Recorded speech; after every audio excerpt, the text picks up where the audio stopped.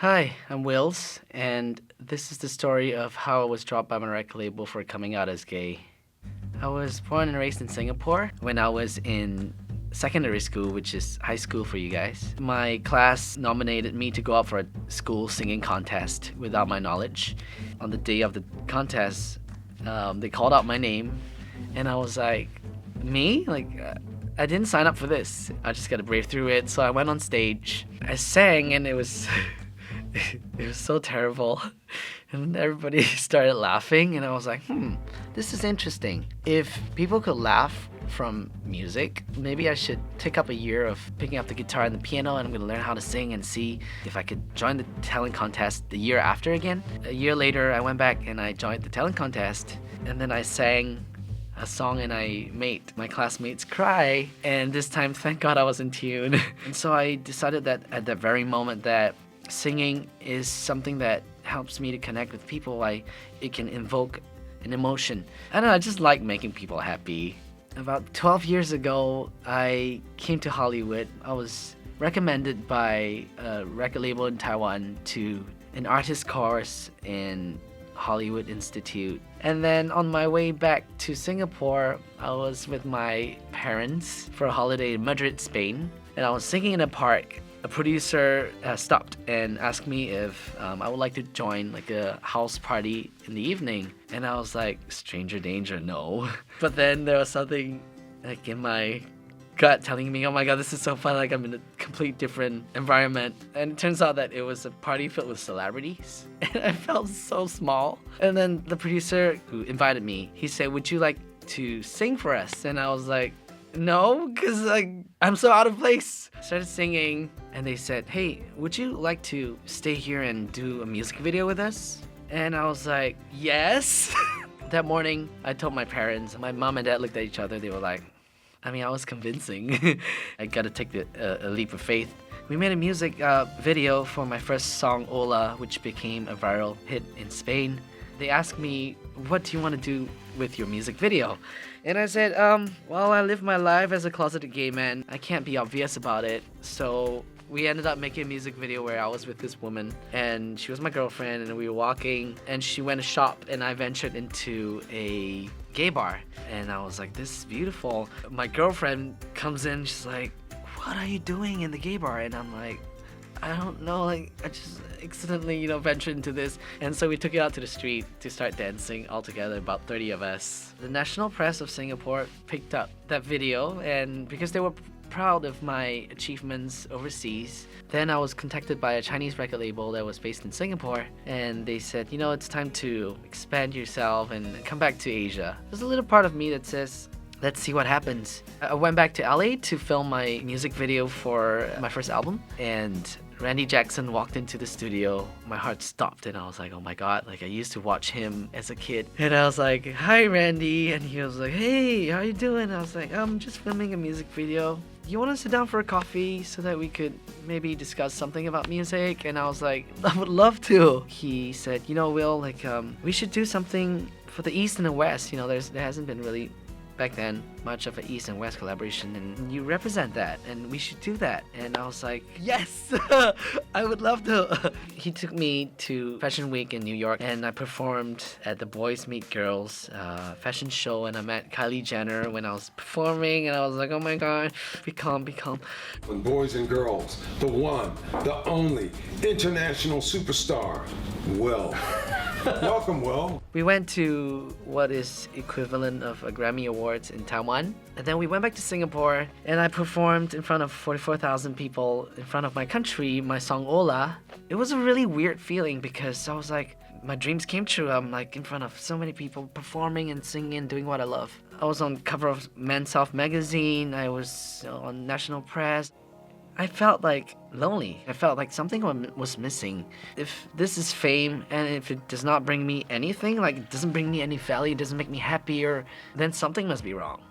There's a law in Singapore, that's the 377A. You can be criminalized between two consenting adult men for having sex. The law isn't enforced, but it's there to keep the conservatives happy. You always have to be watching out for your back. A lot of us love our country it's home for us. No matter how much we love our country, we're not being accepted because of a law like this. There's no anti-discrimination laws that protects LGBT people in Singapore. So a lot of us end up feeling like we're against the law and we just want to be like part of the country. I discovered that I was gay in a very young age at around 8. When I'm out a lot, I would see people like making fun of gay people. So I started thinking, oh my God, being gay is wrong. I had to be normal. For me, I never had a role model. Being the only son in my family, the son is supposed to carry the last name. A lot of times in family settings, my relatives would be like, when are you getting married? I would be thinking, to a man. And I just love the feeling of affection. But as I grew older, that went away more and more because I couldn't be myself. And I didn't want people to know that I was gay because I didn't want my family to be hurt. A lot of us end up hiding ourselves from our parents or the society or friends because we don't want to bring shame to the family. And instead of focusing on the happy things in life, my mind is fixed upon hiding. When I was working with the label, I remember there was once before I went on stage to perform for a show in front of the president of Singapore, my stylist was there picking out some clothes and he picked out one of the clothes for me and I was like, yeah, that looks good. And then one of the executives was like, no, that's too gay.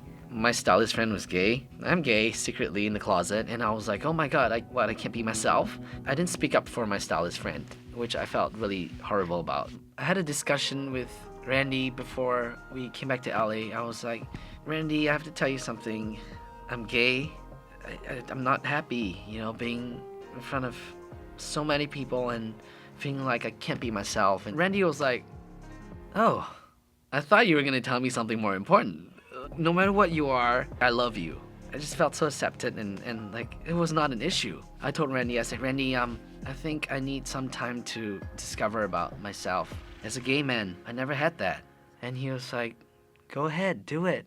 I was in Los Angeles then, and I went out to the gay bars. I saw everybody could just be themselves, and I was like, you mean you could be gay and just like be happy and just be on the streets and nobody's gonna like laugh at you for that? In Los Angeles, I could just be me, and I was free, and one day I pulled up YouTube. Elton John's Your Song popped up. The lyrics, I'm not one of those who can easily hide. I'm not one who can easily hide. It's hard for me to hide. I don't want to be hiding. And then I just started crying, bawling my eyes out. It was such a release. Thank you, Elton John. I want to be able to do the same thing that you did for me, for millions of underrepresented kids who can't be themselves and who want to be themselves, who want to belong. From that day, my life changed, and I promised myself that I would never hide again. I had the courage to call my record label, and I said, hey, I'm gay. That doesn't change anything about me, and I want to come out to my fans. And the record label told me, no, you can't. Nobody would want to listen to a gay artist. They hung up the phone, and so an hour later, calming myself down, I tried to go up on my social media, and then I couldn't log in, and I realized that my social media were all deleted, and the years of connecting with hundreds of thousands of fans were just wiped before my eyes, and I felt erased, and I felt so betrayed. And I felt like I was being punished for being truthful about myself. I received a text. They couldn't even call me. And they said, because of our difference in direction, you're no longer part of the record label. And then I got another message saying, I would suggest that you keep this to yourself if you want to continue having any chance as a singer in Asia. I was heartbroken. For a couple of months later, I felt just really sad. And my parents are very thankfully supportive of me being gay.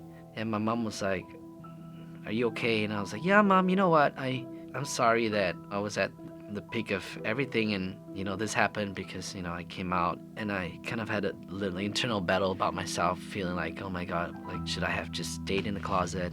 I was like, no, I could be myself and live this life. And so I made friends. People were sharing with me their stories about how they came out and they were so kind to me and I felt belonged in a community and like I had this gay family that would be there for me, I decided that I'm gonna write a song about this. And so I wrote a song called Open Up Babe, and it was about me opening up to the world and not closing up. It was hurtful, it was painful, to go through that, but I don't want to stay that way.